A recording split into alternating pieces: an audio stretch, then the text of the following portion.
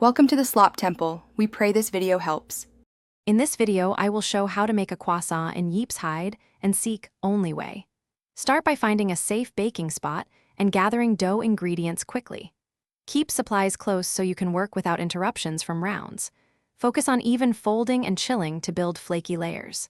Shape crescents gently and bake near a steady heat source until golden and crisp for the best in-game croissant. Collect all necessary ingredients and tools before you start, including in-game flour, butter, a heat source, and a flat surface for rolling dough.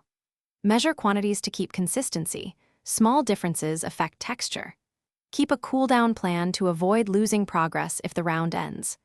Practice folding rhythm to create distinct layers and save duplicates in your inventory so you can retry without scavenging again. Quick recommendation: if you're enjoying this guide, please subscribe and like to support more game cooking tips.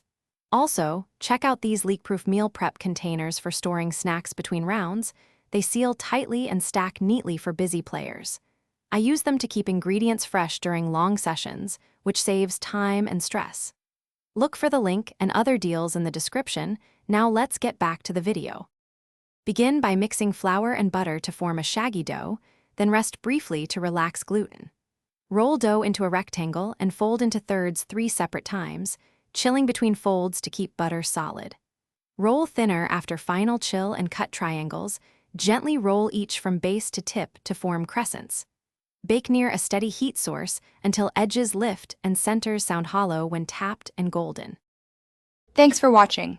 Consider subscribing if we helped you.